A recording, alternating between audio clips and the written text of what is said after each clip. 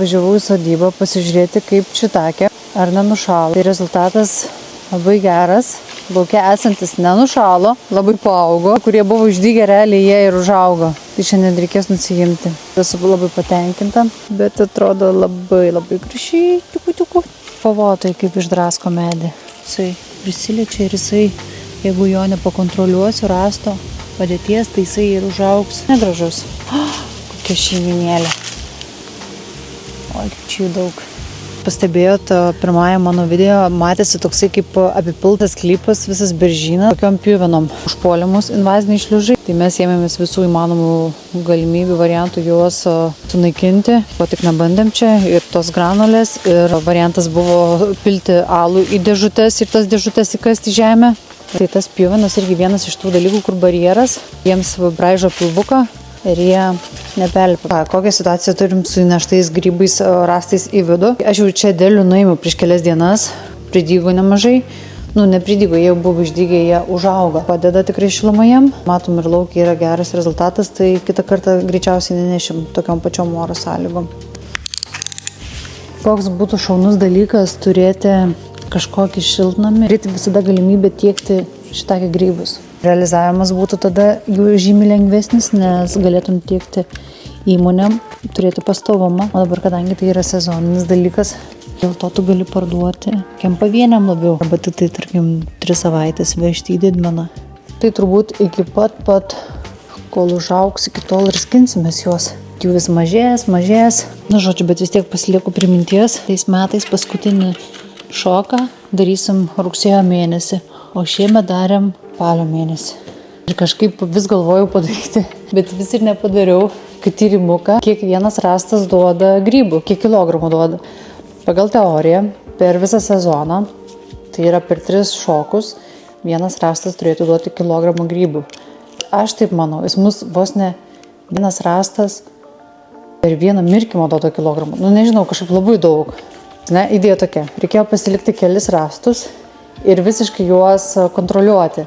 Tai yra nupjauni grybą, pasveri, užsirašai, nes normalu, kad iš karto nenuimsi visų grybų nuo vieno rasto. Tai, bet kitais metais jau šitą. Ką daryti patelių likučiais esančiais ant rasto? Kokį vakarą prisėsti, paskaityti. Kad tie koteliai, jie tokie pamėlynavę, tokie kaip apipelyje. Įdomiai atrodo. Tai aš galvoju, ar taip turi būti, ar neturi. Aišku, kol kas akivaizdu, kad neturėčiau skustis, nes grybų yra. Ir jie visi gražus, ir jie visi sveiki, ir viskas yra ok, bet tiesiog vardan tobulėjimo. Gal kokia liga gali įsimesti. Tikimasi, kad grybai pradės derėti ne anksčiau 14 mėnesių po įskiepimo, o mums pradėjo derėti 6 mėnesiai po įskiepimo. Tai įsivaizduokit, koks skirtumas.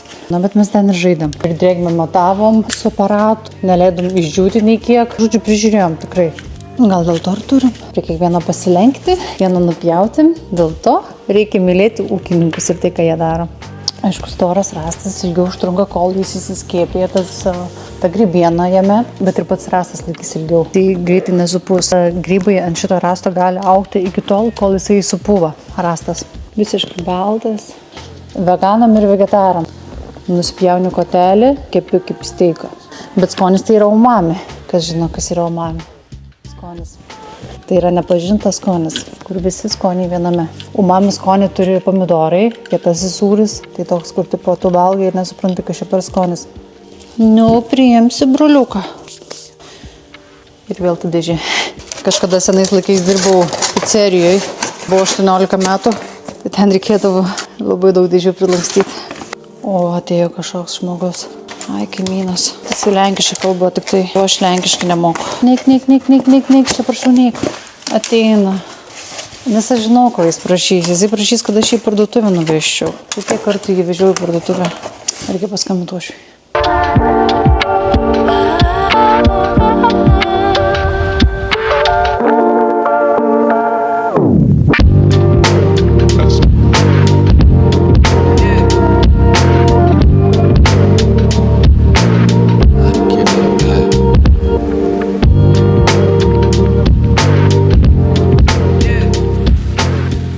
Labas rytas. Šįryt ūkininkai pabudo anksti, bėgam prie darbų. Šiandien aš iš karto skubu nusipjauti smidrus. Paulius eis užsidės frezą, išfrezuoti smidrų laukus ir važiuojam. Tai yra eksperimentinis smidrų laukas, kaip atrodo smidrai, kurie jau yra peraugę. Ir dabar, kadangi jau yra pagelti, yra ruduo, jau laikas yra juos nupjauti kuo žemiau. O kodėl kuo žemiau? Todėl, kad kai prasidės smidrų sezonas, jie pradės dygti iš bet kurios vietos ir kad pjaunant nesupjaustytų pirštų, nes tikrai dažnai būna, kad įsipjauni su kietu smidro likučiu tokiu. Juos pasodinau prieš 3 metus, dar prieš sodinant 17 000 daigų, tai čia yra tik tai 50 daigų, čia yra 3-mečiai.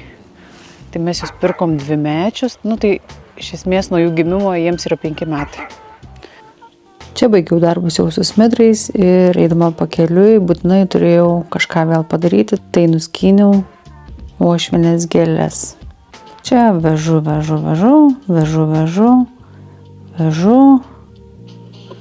ir išpilu. Nupjoviau gėles, dabar eisiu nusipjausiu žolę, nusirinksiu obuolius ir vėliau reikėsiu pūsti lapus. Vyrai statosi frezą, važiuosi laukus. Kodėl nevažiuoji? Ką čia ruoši? Varžtai atsilaisvina, reikia prisukti. Arba būna nulūžus, reikia pakeisti. Tada Paulius. Greit nusirinko obuolius, kol Paulius nufrezavo tinklinę aikštelę. Kaip jums mano sodininkės outfitas? Specialiai sodui, sodininkėm. Labai šiltas, patogus. Paulius ir išvažiavo į laukus, o aš jums pristatau sodo pagalbininką. Jis atrodo taip. Pirkom iš draugų internetinės parduotuvės ir ieško už gerą kainą, tai technodomus.lt. Ten aš manau, kad yra ne vieno pasirinkimas, bet čia yra ilgumas maždaug hektaro sodybai. Ir aš parodysiu, kaip užkurt. Kas išeis.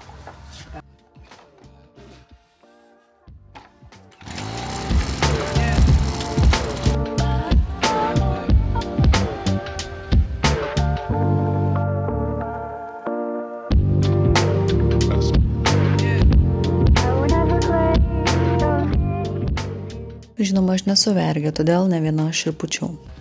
Man taip liepė pasakyti. Pertraukiau visus lapų putnimo darbus ir skubame prie sodo dekoracijos. Pauliau, kaip manai, gerai? Žiūrėsim, kai baigsis tavo projektai. Ant šito projekto žiūrėsim rezultatą. Bet įkalbėjai. Galais, negalais. Lekiam daryti.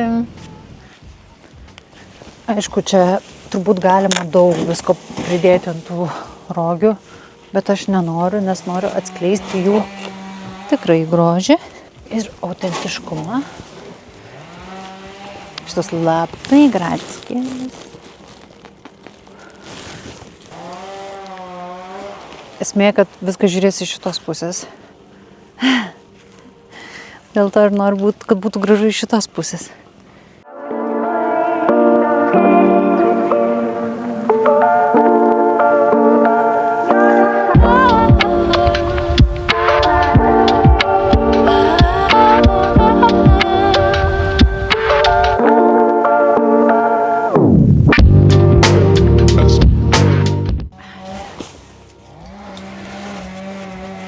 Va, nusipirkau tokius 2 maišus.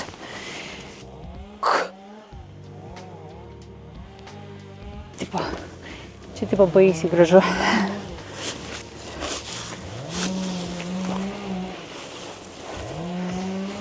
Tik tai, kad neišėleiko.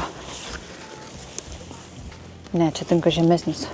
Blynų šių pusę išlaužiau šakų.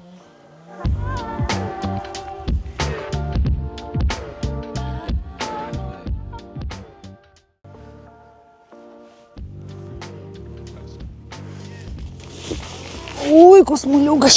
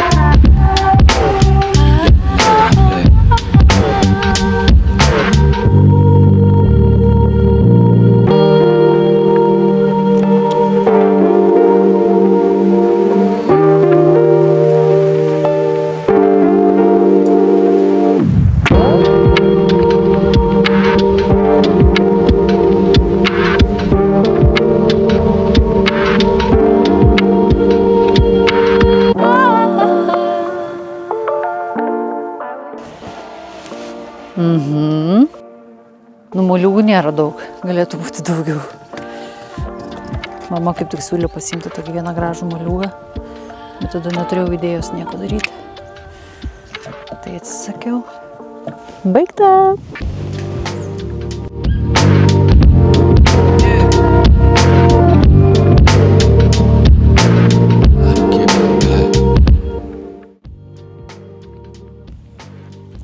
Mums pazuoti? Jo. Nu ne, nedaryk taip. Turime kitą projektą. Noriu dabar pasidaryti rudenį dėl to, kad pavasarį nereikėtų beveik nieko man daryti. Apart gėlių sodinimo, nes prasidės midrių sezonas, ganėtinai anksti. Dar bus paramos pridavimo laikotarpis, dar bus tikiuosi atostogos. Tai reikia viską maksimaliai pasidaryti, kad rankos nenorėtų daryti tų dalykų, kuriuos noriu daryti. Tai va. Ir čia padarysiu tą patį, ką ir su nuo gėlynų. Apdėsiu aplink trinkelėmis, uždėsiu mulčią. Trinkelės dėsiu sulig žemę, kad būtų galima vienu ratu su žlepė važiuoti ir gražiai apipjauti.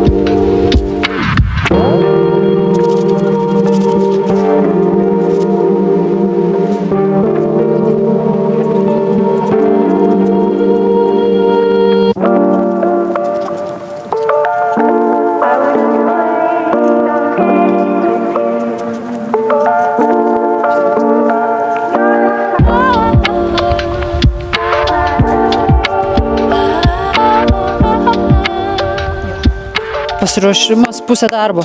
Na va, taip mielai, nelygiai, nevienodai atrodo projektėlis, bet žinoma dar nebaigtas, nes trūksta mulčio. Darbai kaip ir minti šokinėja, tad einame prie grybų pakavimo. Pradžioje juos susipjaustau, užtrukau tikrai neilgai, nes ganėtinai greitai pjaustau. Sudedu į dėžę ir paruošiu vakuumavimui.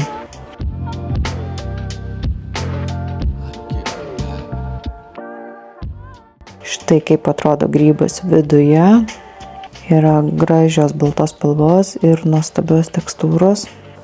Pjaustau ne per smulkiai, kad būtų galima ir kepti, ir virti sriubai ar troškiniai.